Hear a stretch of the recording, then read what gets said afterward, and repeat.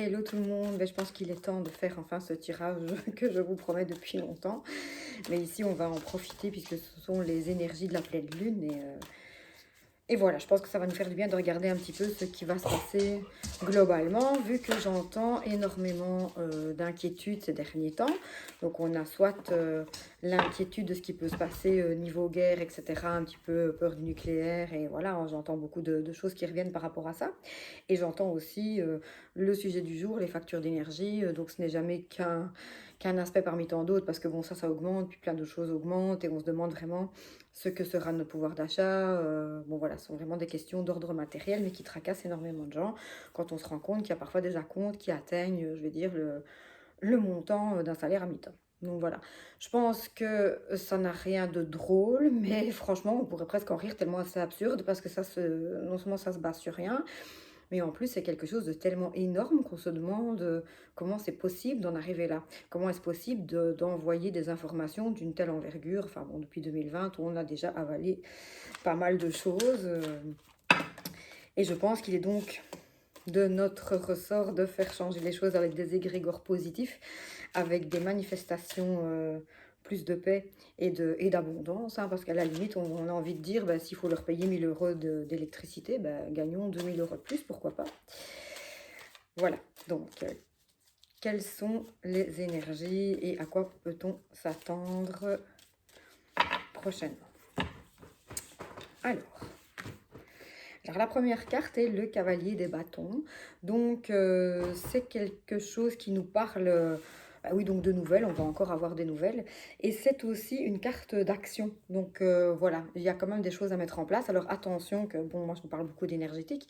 Donc, les actions, oui, bien sûr, on peut éventuellement manifester ou expliquer qu'on n'est pas d'accord avec tout ça. C'est une action. Maintenant, comme je vous le disais un petit peu juste avant, créer des égrégores de paix et des conditionnements positifs, c'est aussi une action. On parle à un tarot, on parle à un outil de développement personnel, on parle un petit peu à quelque chose qui se passe dans la 5D. Donc, faire des actions qui seront positives pour le monde, ce n'est pas que manifester. Voilà, alors nous tirons le diable. C'est toujours une carte qui peut faire peur, alors qu'en fait, le diable explique que ce qui est invisible va devoir se révéler.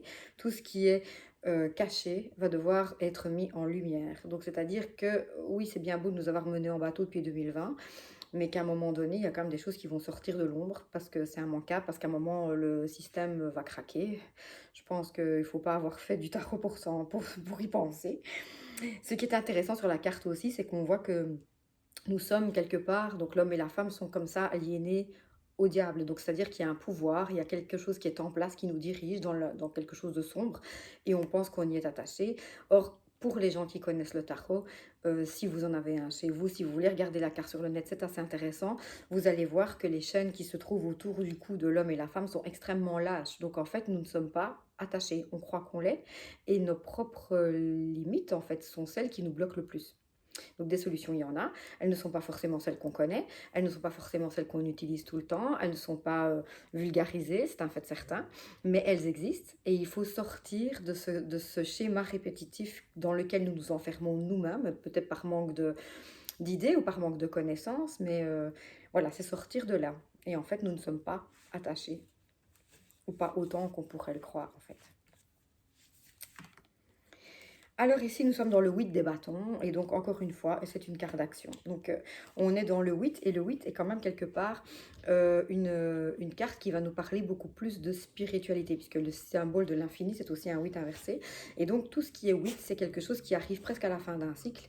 C'est quelque chose où on a envie de mettre un petit peu plus de spirituel que, par exemple, les 4 qui sont quelque chose de très matériel.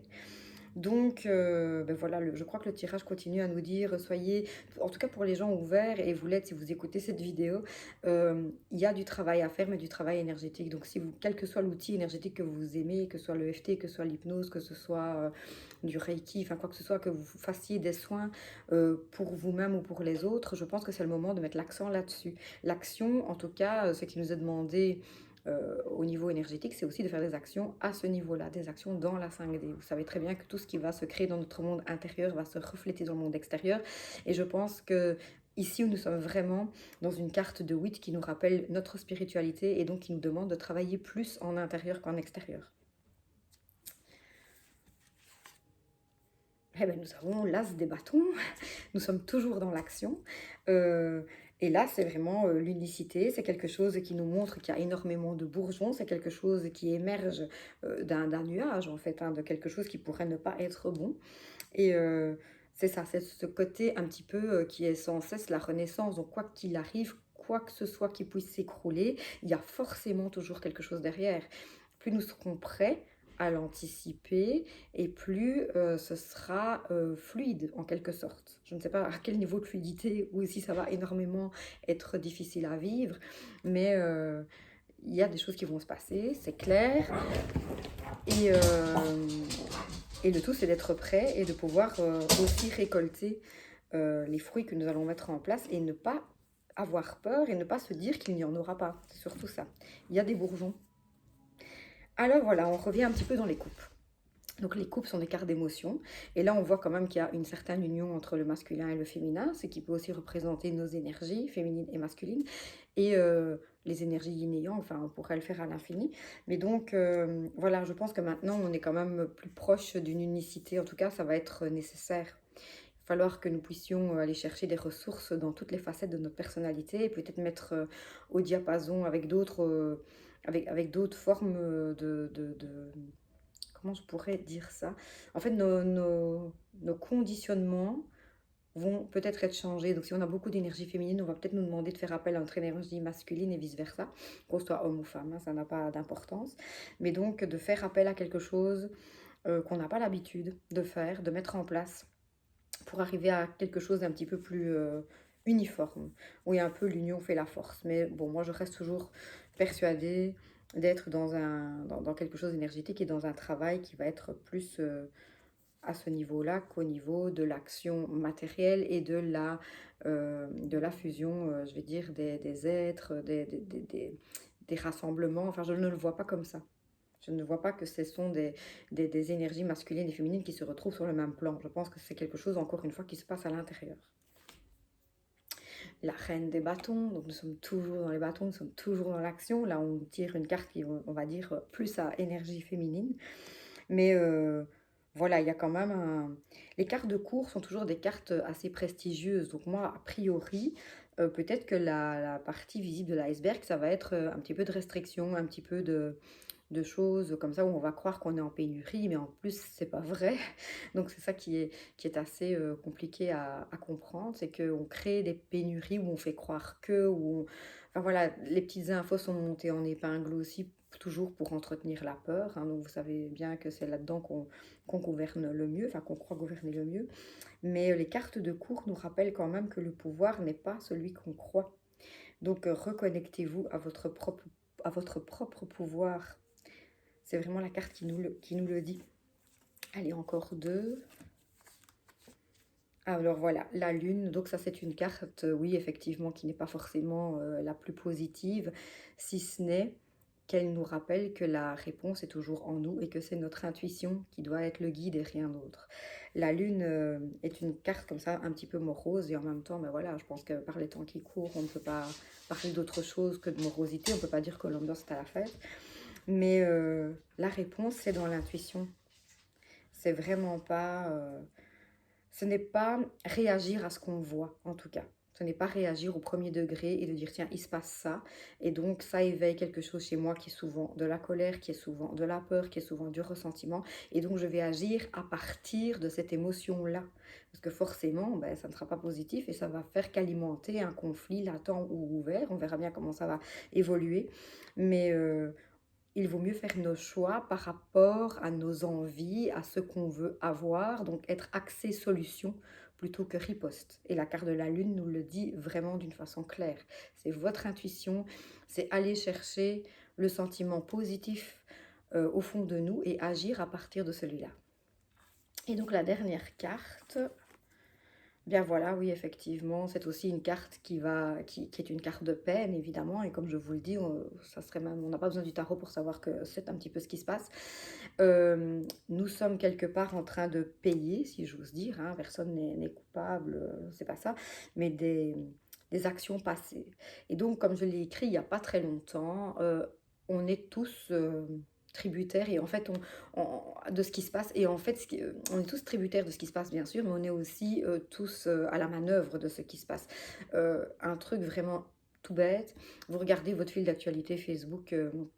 Le dimanche soir et vous voyez énormément de oh c'est lundi, oh demain on recommence, enfin voilà, c'est pas une énergie qui est extrêmement positive. Et donc ça quelque part, c'est pas du tout un jugement hein, parce que j'y étais comme ça longtemps aussi, ça crée un égrégore d'énergie basse, on n'a pas envie, on sent que la foule, sans être péjoratif, la foule, le peuple n'a pas envie d'être lundi, il y a vraiment une énergie très basse, on n'y va pas en sautant, de joie, pardon. Et donc, quelque part, ben voilà, tout ce qui nous est arrivé ici, c'est parce que les énergies de la Terre s'accélèrent énormément et que tout ce qu'on met en nous va se matérialiser dans la matière, mais de plus en plus vite. Et donc forcément, quand il y a quelque chose qui nous fait peur ou quelque chose qui nous blesse ou quelque chose qu'on n'a pas envie de faire, mais qu'on l'amplifie au nombre d'individus sur Terre, ben forcément, immanquablement, je peux vous rappeler qu'en 2020, il y a des lundis où vous n'êtes pas parti travailler et peut-être qu'on râlait à ce moment-là pour autre chose. Mais bon, ça c'est un autre débat. Mais donc ce qui se passe, c'est qu'ici, on pourrait dire qu'on est en train de payer des erreurs du passé. Et je ne vous parle pas que de l'écologie ni quoi que ce soit parce qu'il n'y a pas vraiment de juge non plus. On n'est pas là pour dire c'est bien et on est récompensé et c'est mal et vous allez payer. Non, c'est-à-dire qu'il y a toutes des énergies qu'on a diffusées et qui immanquablement se matérialisent. Et donc oui, effectivement, on a eu beaucoup de choses à dire, hein. On est quand même des gens qui râlons beaucoup, et moi la première, hein, c'est pas la question. Mais donc forcément, on est en conflit permanent. Donc forcément, si le conflit permanent, si la colère est permanente, si les énergies basses sont permanentes, forcément, on crée un monde d'énergie basse qui va répondre à ce qu'on a envoyé. C'est-à-dire que si on était en colère, on va vous donner plus de raisons d'être en colère. Si on est dans la peur, on va vous donner encore plus de raisons d'avoir peur. Donc ce qui se passe maintenant, c'est un petit peu le bilan. C'est un petit peu de se dire, ben voilà, on récolte ce qu'on a semé. Malheureusement, la carte étant ce qu'elle est, le 9 des épées, c'est quelque part le fait qu'on récolte pas quelque chose de bon. Maintenant, il faut aussi se dire que ce sont toutes des transitions et que tous les chagrins et toutes les difficultés ont un sens. Donc c'est là-dessus que je vais m'arrêter, même si ça n'a pas l'air d'être une carte positive alors qu'elle n'est pas si négative que ça. Le 9 arrive quand même en fin de cycle, il faut dire ce qui est. D'accord, ce cycle-ci n'est pas très bon, il va peut-être pas se terminer dans quelque chose de très gai, mais il va se terminer. Et ça, c'est déjà une très bonne nouvelle. Et tous les chagrins nous construisent et toutes les difficultés ont un sens. Il faut rester là-dessus. Donc ce qu'on traverse maintenant, c'est pas pour rien. Euh, je ne pense pas qu'il faut être énormément alarmiste. Je pense que les solutions existent. Je ne pense pas que nous sommes en train de vivre nos derniers instants parce qu'une guerre nucléaire va être déclarée. Je ne le pense pas du tout. Mais je pense que les temps sont à l'introspection, de se demander de tout ce qu'on a pu générer ici depuis toujours, en fait, quelque part, mais comment est-ce qu'on a fonctionné, comment est-ce qu'on a aiguillé nos vies dans des rails tout tracés, peut-être même pas par nous. Donc c'est peut-être parce qu'on l'a hérité de nos parents, parce qu'on a cru que c'était comme ça, parce qu'on a cru qu'on n'avait pas d'autre choix. Et je pense que là maintenant, quand on parle de grands changements, donc tous les gens qui sont dans l'énergétique vous parlent beaucoup de nouveaux mondes et de grands changements. Et en fait, je pense que c'est ça, c'est que maintenant on commence tout doucement à refuser les schémas qui ne nous servent plus et qui finalement ne n'ont pas été tout le temps bénéfiques. Alors il ne faut pas non plus tout rejeter en bloc. Il y a des moments, ces épreuves-là ou ces choix-là nous ont servi. Mais je pense que maintenant, on est en mesure d'être assez conscient pour faire le tri et pour se rendre compte de ce qu'on veut vraiment. Donc il y a des existences qui changent, mais qui ne changent pas forcément pour quelque chose de moins bien, même si à la base, aux yeux d'une société, on peut par exemple renoncer à un boulot et à un salaire fixe pour vivre avec peut-être un peu moins d'argent, mais un peu plus de qualité de vie. Ça, c'est un choix qu'on n'aurait pas fait il y a encore 5 ans d'ici. Donc voilà, je pense que des réflexions sont en cours. On voit de plus en plus, bon, je ne suis pas du tout une grande fan de la télé, mais ça m'arrive de zapper un petit peu quand même, et je vois plus de gens qui prennent un van, qui vivent sur la route. Je ne dis pas non plus que c'est la solution absolue, je dis que c'est quelque chose qu'on ne voyait pas autant avant. Et donc maintenant, les gens commencent à comprendre que le matériel pur et dur dans la matière, oui, d'accord, ça peut apporter quelque chose de bien, on peut y trouver son compte, mais je pense que pour toute une vie, ce ne sera pas suffisant. On a besoin d'autre chose, on a besoin de se nourrir d'autre chose, d'autres paysages, d'autres cultures, d'autres sensations. Je pense que c'est ça, on est en recherche de sensations, mais pas forcément des émotions fortes, des sensations plus vraies, des sensations plus alignées qui on est vraiment, avec moins cette idée de résultat. On est moins en recherche du résultat. Et ça, c'est ce que je voudrais vraiment vous donner comme mot de la fin. C'est faites des choses le plus souvent possible qui vous font plaisir, sans attente de résultat. Donc, c'est pas que vous allez mettre une activité en place pour absolument avoir de l'argent, pour augmenter votre qualité de vie ou pour simplement payer votre facture d'électricité. Non, faites quelque chose qui vous fait du bien, qui vous nourrit de par sa propre activité et pour le reste, vous lâchez. Je sais que ça a l'air bizarre de parler comme ça, mais c'est vraiment la seule chose qu'on demande ici, c'est un lâcher-prise à l'échelle presque mondiale, quoi. Puisque je pense que maintenant la société va évoluer autrement et que nous ne sommes pas à même d'avoir la solution, puisque nous avons créé le problème avec nos égrégores, avec nos énergies. On ne va pas trouver de solution avec le même esprit qui a créé le problème. Donc le tout, c'est de laisser ça à plus grand que nous, on va dire ça comme ça. On va dire qu'on va juste travailler sur notre monde intérieur, on va mettre en place des énergies, des sensations qu'on a envie de voir à la grande échelle, donc on a envie d'être en paix, eh bien créons une paix à l'intérieur de nous.